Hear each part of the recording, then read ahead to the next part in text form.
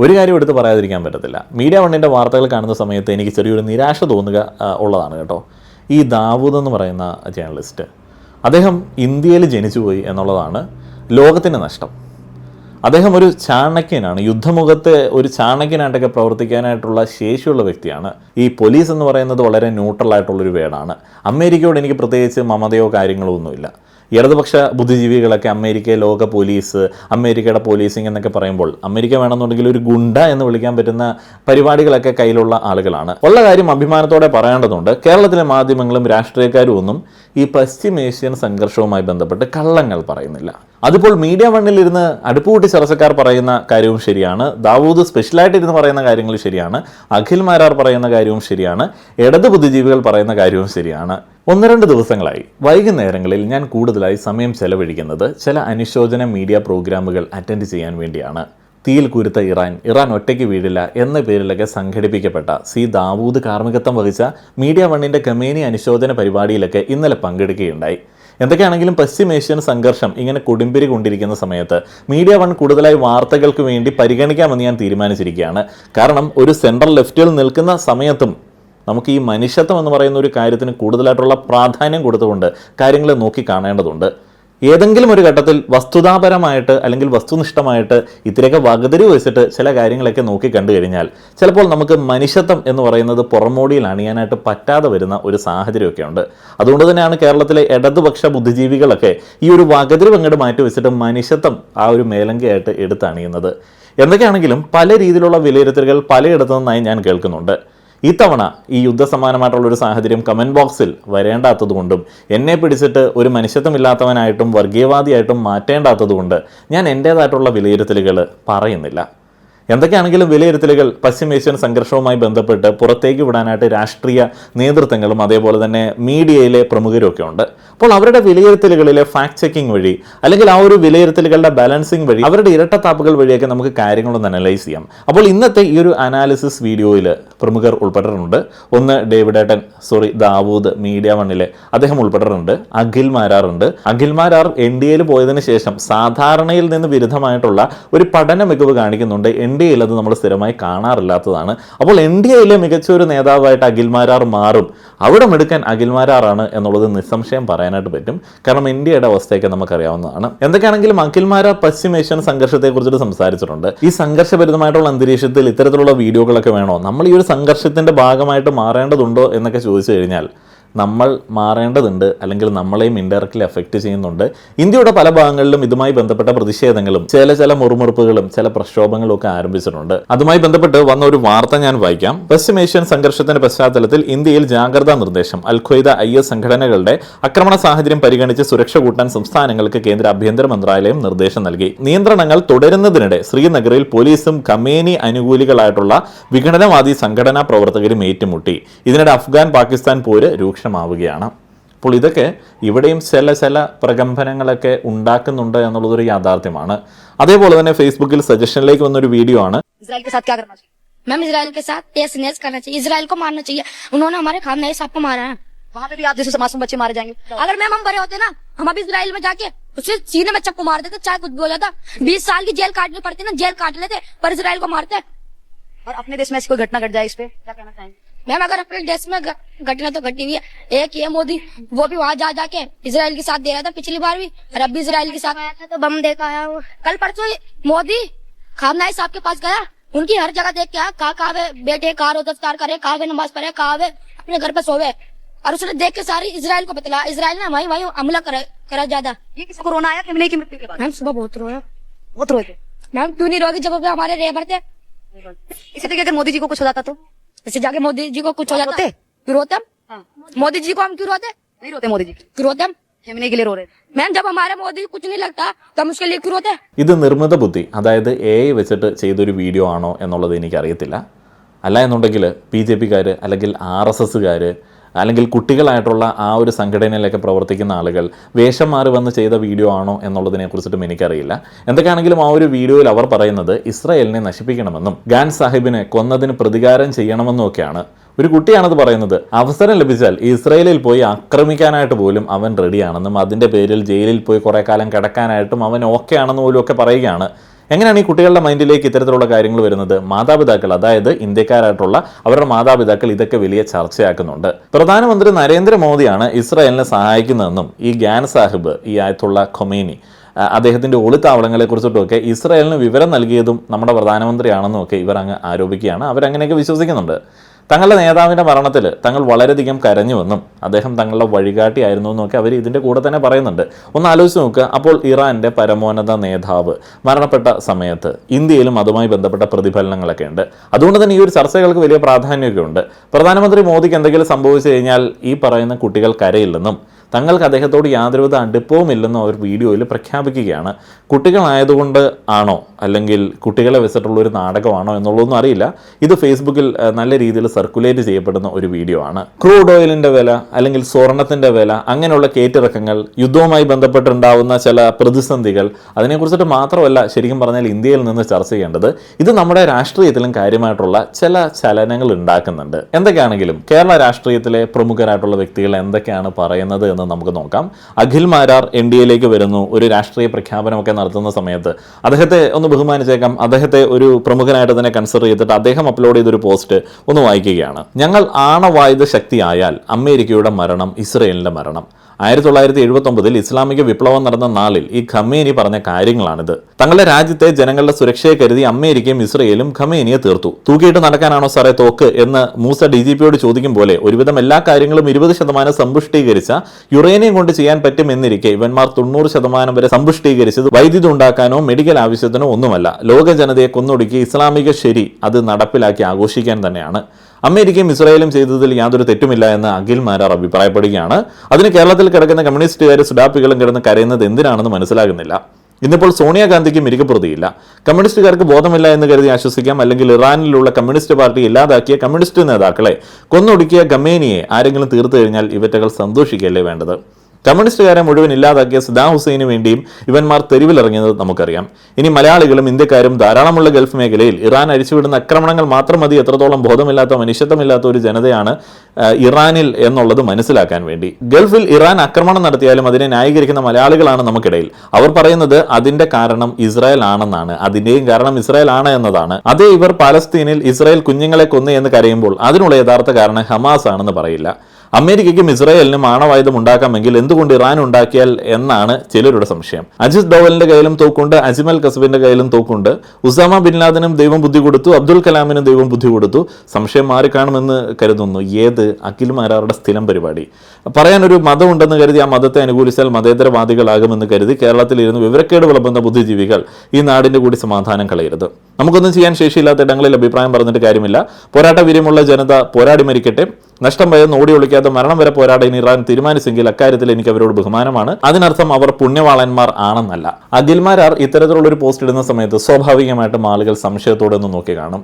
അഖിൽ സാധാരണയായിട്ട് വലിയ കാര്യമായിട്ടുള്ള പഠനങ്ങളില്ലാതെ കാര്യങ്ങൾ അവതരിപ്പിച്ചിരുന്ന ഒരു വ്യക്തിയാണ്. അപ്പോൾ ഇതിനകത്ത് ഫാക്റ്റ് ഉണ്ടോ, എന്തെങ്കിലും ഫാക്ച്വൽ ഇറേഴ്സ് ഉണ്ടോ? അപ്പം ഞാൻ ഏതായാലും ആ ഒരു ഫാക്ച്വൽ ഇറേഴ്സ് ഉണ്ടോ എന്നുള്ളൊരു പരിശോധന നടത്തിയിരുന്നു. അപ്പോൾ അതിൽ നിന്ന് മനസ്സിലായ കാര്യങ്ങൾ ഞാൻ പറയുകയാണ്. ഉള്ള കാര്യം അഭിമാനത്തോടെ പറയേണ്ടതുണ്ട്. കേരളത്തിലെ മാധ്യമങ്ങളും രാഷ്ട്രീയക്കാരും ഒന്നും ഈ പശ്ചിമേഷ്യൻ സംഘർഷവുമായി ബന്ധപ്പെട്ട് കള്ളങ്ങൾ പറയുന്നില്ല. അതുപോലെ NDAക്കാരിലെ പ്രമുഖരായിട്ടുള്ള ആളുകൾ പോലും കള്ളങ്ങൾ പറയുന്നില്ല. എല്ലാവരും പറയുന്ന സത്യമാണ്. അതിപ്പോൾ മീഡിയ വണ്ണിൽ ഇരുന്ന് അടുപ്പുകൂട്ടി ചർച്ചക്കാർ പറയുന്ന കാര്യവും ശരിയാണ്. ദാവൂദ് സ്പെഷ്യലായിട്ട് ഇരുന്ന് പറയുന്ന കാര്യങ്ങൾ ശരിയാണ്. അഖിൽ മാരാർ പറയുന്ന കാര്യവും ശരിയാണ്. ഇടത് ബുദ്ധിജീവികൾ പറയുന്ന കാര്യവും ശരിയാണ്. ഇനി എവിടെയാണ് ആരോടൊപ്പമാണ് നിൽക്കേണ്ടത് എന്നൊക്കെ ചോദിച്ചു കഴിഞ്ഞാൽ നമ്മൾ അങ്ങനെ ആരോടൊപ്പം നിൽക്കേണ്ട ആവശ്യമൊന്നുമില്ല. നമ്മൾ ഇന്ത്യക്കാരാണ്. നമ്മുടെ രാജ്യത്തിൻ്റെ താല്പര്യങ്ങളാണ് നിലവിൽ നമ്മുടെ താല്പര്യങ്ങൾ.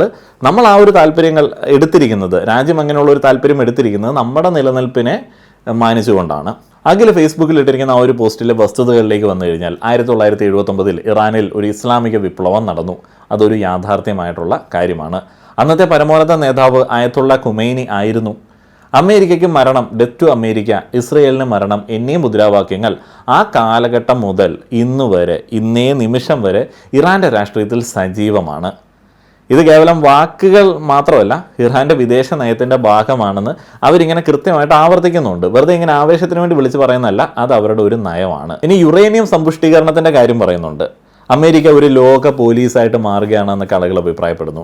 ഈ പോലീസ് എന്ന് പറയുന്നത് വളരെ ന്യൂട്രൽ ആയിട്ടുള്ളൊരു വേർഡാണ്. അമേരിക്കയോട് എനിക്ക് പ്രത്യേകിച്ച് മമതയോ കാര്യങ്ങളോ ഒന്നുമില്ല. ഇടതുപക്ഷ ബുദ്ധിജീവികളൊക്കെ അമേരിക്ക ലോക പോലീസ്, അമേരിക്കയുടെ പോലീസിങ് എന്നൊക്കെ പറയുമ്പോൾ അമേരിക്ക വേണമെന്നുണ്ടെങ്കിൽ ഒരു ഗുണ്ട എന്ന് വിളിക്കാൻ പറ്റുന്ന പരിപാടികളൊക്കെ കയ്യിലുള്ള ആളുകളാണ്. അവരുടെ സാമ്പത്തിക ലാഭത്തിന് വേണ്ടിയും അവരുടെ സുഹൃത്തുക്കൾക്ക് വേണ്ടിയൊക്കെ അവർ മറ്റുള്ള രാജ്യങ്ങളിലൊക്കെ കടന്നു കയറാൻ ഒരു മടിയില്ലാത്ത ആളുകളാണ്. വളരെ മോശം ഗുണ്ടായിസം എന്ന് തന്നെ പറയേണ്ടി വരും. അമേരിക്ക ഒരു ലോക പോലീസായിട്ടൊക്കെ നിൽക്കുന്ന സമയത്ത്, അല്ലെങ്കിൽ ഒരു ലോക ഗുണ്ടയായിട്ടൊക്കെ നിൽക്കുന്ന സമയത്ത് ഒരു കാരണവും പൊക്കി പിടിച്ചിട്ടാണ് പലപ്പോഴും മറ്റുള്ള രാജ്യങ്ങളിലേക്ക് കടന്നു കയറുന്നത്. ഇറാൻ്റെ കാര്യത്തിൽ അവർ പറയുന്നത് എന്താണ്? യുറേനിയം സമ്പുഷ്ടീകരണം അല്ലെങ്കിൽ ആണവോർജ്ജവുമായി ബന്ധപ്പെട്ട ചില കാര്യങ്ങളൊക്കെയാണ്. ആണവോർജ്ജം ഉൽപ്പാദിപ്പിക്കാനായിട്ട് സാധാരണ ഇപ്പോൾ ഇലക്ട്രിസിറ്റിക്ക് വേണ്ടിയൊക്കെ ഉപയോഗിക്കാനായിട്ട് സാധാരണ 3 മുതൽ 5% വരെ സമ്പുഷ്ടീകരിച്ച യുറേനിയം മതിയാകും. അത് വളരെ യാഥാർത്ഥ്യമായിട്ടുള്ളൊരു സംഗതിയാണ്. അത് അഖിൽമാരാർ പറഞ്ഞതിനകത്ത് വസ്തുതയുണ്ട്. മെഡിക്കൽ ആവശ്യങ്ങൾക്ക് 20% വരെയും ഉപയോഗിക്കാറുണ്ട്. എന്നാൽ ഇപ്പോൾ ഇറാൻ 60% വരെ സമ്പുഷ്ടീകരണം നടത്തിയതായിട്ട് അന്താരാഷ്ട്ര ആണവോർജ്ജ ഏജൻസി കണ്ടെത്തിയിട്ടുണ്ട്. അഖിൽമാരാർ 90% എന്നൊക്കെ ക്ലെയിം ചെയ്യുന്നുണ്ട്. ശരിക്കും പറഞ്ഞാൽ അങ്ങനെയല്ല. 90% എത്തിക്കഴിഞ്ഞാൽ അത് ആണവായുധം നിർമ്മിക്കാനായിട്ട് പര്യാപ്തമാണ് എന്നുള്ളതാണ്. ഇത് ലോകരാജ്യങ്ങളെ, പ്രത്യേകിച്ച് ഇസ്രായേലിനെയും അമേരിക്കയൊക്കെ ആശങ്കയിലാക്കുന്ന സംഗതിയാണ്. എസ്പെഷ്യലി ഇസ്രായേലിനെ. അപ്പോൾ അവരുടെ സുഹൃത്തായിട്ടുള്ള അമേരിക്കയും കൂടെ കൂട്ടുപിടിച്ചിട്ട് അമേരിക്ക എന്തെങ്കിലുമൊക്കെ പറഞ്ഞ് ഉഡായിപ്പിൽ മാനിപ്പുലേറ്റ് ചെയ്തിട്ടും ഇസ്രായേൽ അടിക്കുന്നതിനകത്ത് ഇസ്രായേലിൻ്റെ ഭാഗത്ത് ന്യായമുണ്ട്. അതേപോലെ നമ്മൾ ആ ഒരു ഭാഗത്ത് മനുഷ്യത്വമൊക്കെ അങ്ങോട്ട് മാറ്റി വെച്ചിട്ട് ഈ രാജ്യത്തിൻ്റെ സുരക്ഷയുമായി ബന്ധപ്പെട്ട് ചിന്തിക്കുകയാണെന്നുണ്ടെങ്കിൽ തുറന്നുള്ള ഒരു പ്രഖ്യാപനം നടത്തിയിരിക്കുകയാണ് ഇല്ലാതാക്കുക എന്നുള്ളത്. കയ്യിലാണെന്നുണ്ടെങ്കിൽ ഇഷ്ടം പോലെ യുറേനിയം ഒക്കെ ഉണ്ട്, ആണവോർജ്ജമൊക്കെ കൈകാര്യം ചെയ്യാനായിട്ട് യാതൊരു മടിയുമില്ലാത്ത ആളുകളാണ്, മരിക്കാനായിട്ടൊരു മടിയില്ലാത്ത ആളുകളാണ്. അവരുടെ ഒരു നയം തന്നെയാണ് ഇല്ലാതാക്കുക എന്നുള്ളത്. അവർക്കെതിരെ ഒരു പ്രതിരോധത്തിന് വേണ്ടി, സമാധാനമായിട്ട് കിടന്നുറങ്ങാൻ വേണ്ടി ഒരു രാജ്യം അവരുടെ സുഹൃത്തുമായി ചേർന്ന് പ്രവർത്തിക്കുകയാണെന്നുണ്ടെങ്കിൽ അവരുടെ പോയിന്റ് ഓഫ് വ്യൂ അത് കറക്റ്റാണ്.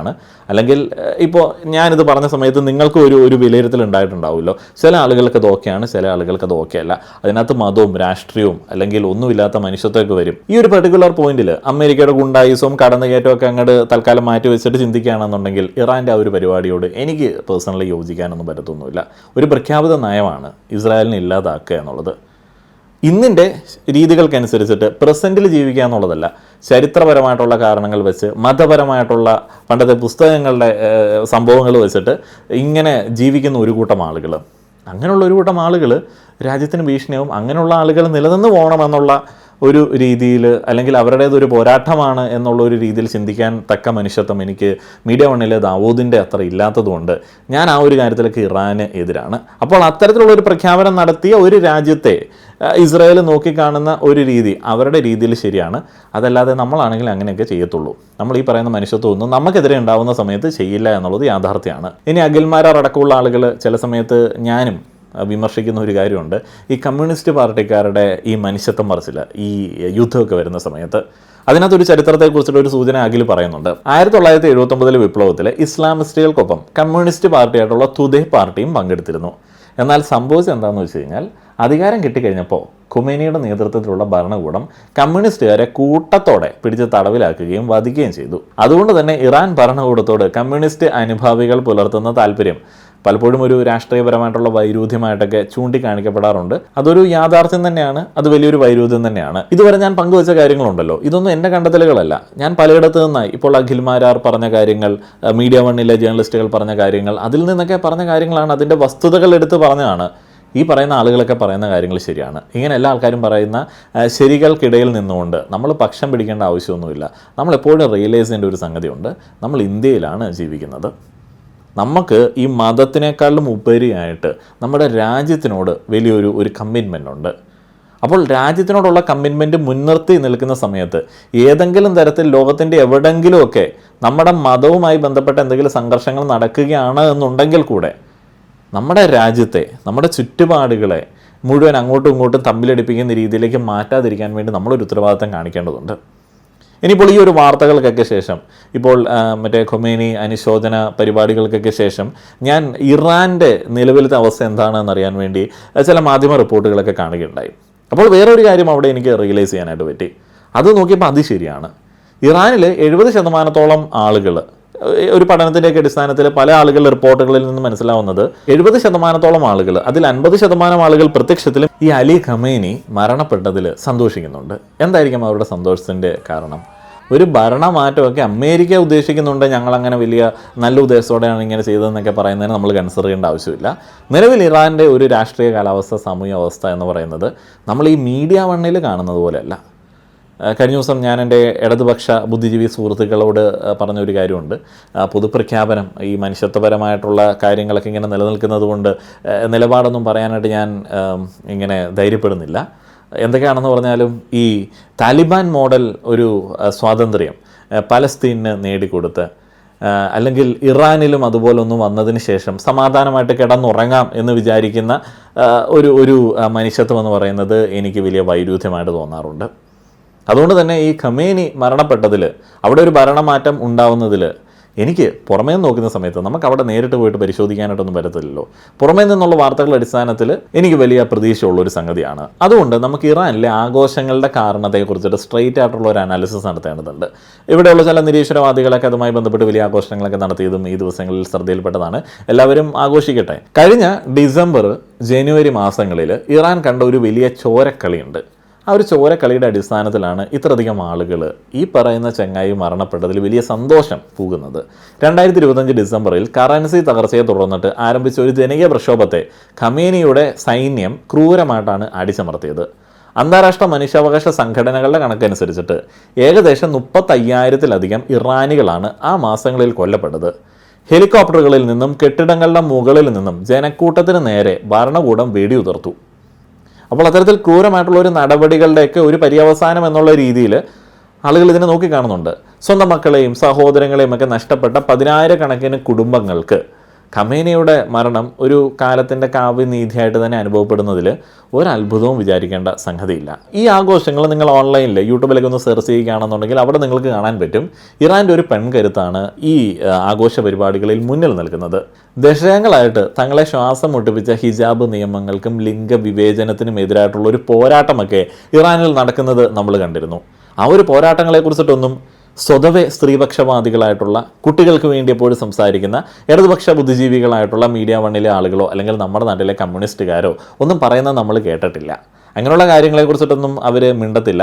അതിപ്പോൾ നമ്മുടെ ചിന്താ ജെറോമിൻ്റെ മുദ്രാവാക്യം പോലുള്ള ഒരു സംഭവമാണ്. നമുക്കതിൻ്റെ ഉത്തരം കിട്ടില്ല. എന്തുകൊണ്ടാണ് ഇവർക്ക് ഈ പലസ്തീനിലെയും അതേപോലെ തന്നെ അഫ്ഗാനിസ്ഥാനിലെയും ഇറാനിലെയും ഒക്കെ സ്ത്രീകളുടെയും കുട്ടികളുടെയും കാര്യത്തിൽ അത്ര സങ്കടമില്ലാത്തത്? അല്ലെങ്കിൽ അവിടെ നേതൃത്വത്തിലേക്ക് ഒരു പുരുഷാധിപത്യ ചൂഷകരായിട്ടുള്ള, അല്ലെങ്കിൽ സ്ത്രീകളെയും കുട്ടികളെയും ഒക്കെ സ്വന്തം ആവശ്യങ്ങൾക്ക് വേണ്ടി ഉപയോഗിക്കുന്ന രീതിയിൽ പ്രഖ്യാപിത ലക്ഷ്യങ്ങളുള്ള ആളുകൾ വരുന്ന സമയത്ത് ഒരു എതിർപ്പില്ലാത്തത്? മാസ അമ്മിനിയുടെ മരണം മുതൽ നർഗീസ് മുഹമ്മദിയുടെ ജയിൽവാസം വരെ ഇറാനിലെ സ്ത്രീകൾ അനുഭവിച്ചിട്ടുള്ള പീഡനങ്ങൾക്ക് അന്ത്യം കുറിക്കാനുള്ള അവസരമായിട്ടാണ് അവർ ഈ ഖമേനിയുടെ മരണത്തെ നോക്കിക്കാണുന്നത്.